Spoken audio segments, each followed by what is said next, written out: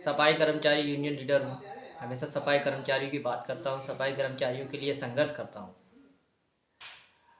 आज मैं आप लोगों के बीच में फिर इसलिए आया हूँ क्योंकि हमारा जो आयोग है, राष्ट्रीय सफाई कर्मचारी आयोग, जब पिछली बार इसको बनाया गया था तो इसमें 4 मेंबर बनाए गए थे, जबकि 7 सदस्यीय आयोग होता है।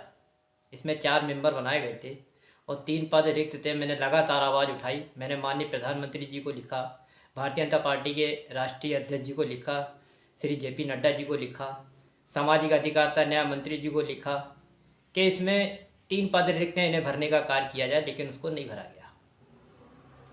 और दोबारा अभी 2022 में जब राष्ट्रीय सफाई कर्मचारी आयोग का गठन किया गया तो अब 3 मेंबर बनाए गए, अब 4 पद रिक्त हैं। 3 में से एक चेयरमैन है, एक उपाध्यक्ष है, महिला हैं, अंजना पवार जी हैं, और एक सदस्य हैं। चेयरमैन साहब साउथ से हैं, कहीं उनको हिंदी नहीं आती, और उपाध्यक्ष हैं और सदस्य हैं, 3 लोग हैं, जबकि अब 4 पद रिक्त पड़े हुए सदस्य के। तो हम ये कह रहे हैं कि लगातार हम जब से ये 2022 में इसका गठन किया गया, 2025 तक के लिए इसका गठन कर दिया गया है, 3 वर्ष का आयोग बनाया गया है, तो हम ये कह रहे हैं जो 4 पद रिक्त पड़े इसको भरने का कार्य किया जाए। उत्तर प्रदेश इतना बड़ा है, यहाँ 80 लोकसभा सीटें हैं। 80 लोकसभा सीटों में उत्तर प्रदेश है। कहते हैं दिल्ली का रास्ता उत्तर प्रदेश से होके जाता है, और उत्तर प्रदेश से किसी को भी नहीं लिया गया। ये बहुत बड़ी बात है कि उत्तर प्रदेश को नज़रअंदाज कर दिया गया। क्यों किया गया हमारे समझ में नहीं आया। उत्तर प्रदेश को नज़रअंदाज नहीं करना चाहिए, जबकि सफाई कर्मचारियों में सबसे ज़्यादा समाज, सफाई पेशे से जुड़ी हुई समाज, अन्य और भी समाजें हैं, लेकिन सबसे ज़्यादा जो सफाई पेशे का कार्य करते हैं वो वाल्मीकि समाज के लोग ही कार्य करते हैं। तो वाल्मीकि समाज में ना तो हमारे यहाँ पे विधायक है, ना तो सांसद है उत्तर प्रदेश में। हमने लगातार अवगत कराने का कार्य किया। हम उत्तर प्रदेश के अति पिछड़े क्षेत्र बुंदेलखंड से हैं, झांसी से हैं। हम बराबर इस बात को उठा रहे हैं कि राष्ट्रीय सफाई कर्मचारी आयोग का पूर्ण गठन किया जाए। अब इसमें 3 बनाए गए हैं, 4 पद रिक्त हैं, इन 4 पदों को भरने का कार्य किया जाए, लेकिन वो अभी तक नहीं हुआ है। मेरा कहना है माननीय प्रधानमंत्री जी से कि 4 पद जो सदस्य के रिक्त पड़े हुए हैं इनको भरने का कार्य किया जाए। मेरा कहना है राष्ट्रीय अध्यक्ष, भारतीय जनता पार्टी के राष्ट्रीय अध्यक्ष श्री जेपी नड्डा जी से कि इनको भरने का कार्य किया जाए। 4 पद जो सदस्य के रिक्त पड़े इनको भरने का कार्य किया जाए।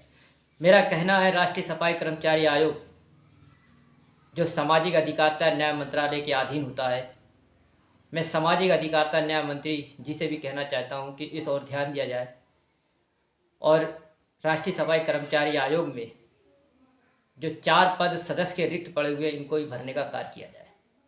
मैं लगातार इसलिए ये बात कह रहा हूँ कि वाल्मीकि समाज ही सफाई पेशे का ज़्यादा से ज़्यादा लोग काम करते हैं।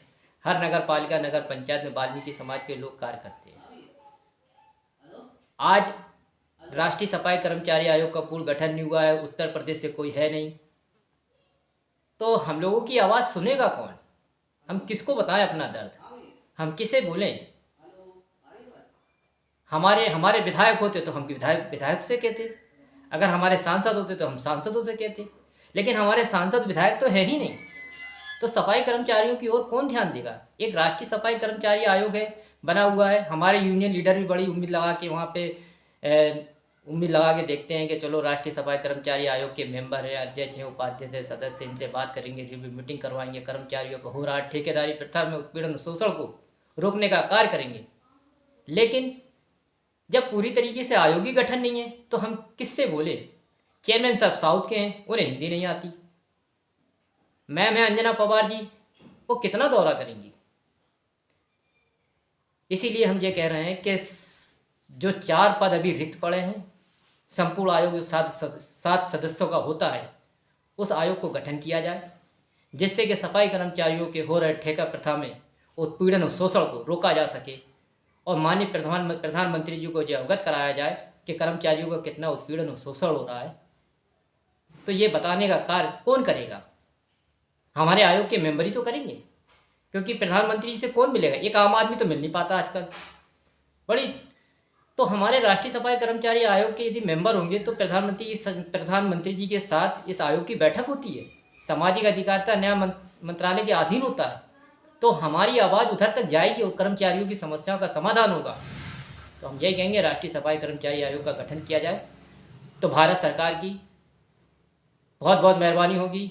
और भारतीय जनता पार्टी से हम निवेदन करेंगे, राष्ट्रीय संगठन से, दिल्ली के संगठन से हम ये निवेदन करेंगे कि राष्ट्रीय सफाई कर्मचारी आयोग का पूर्ण गठन किया जाए, तो आपकी बड़ी मेहरबानी होगी। इन सफाई कर्मचारियों की ओर देखो, इनका उत्पीड़न और शोषण लगातार बढ़ता जा रहा है। इस उत्पीड़न और शोषण को रोकने के लिए राष्ट्रीय सफाई कर्मचारी आयोग का गठन बहुत जरूरी है।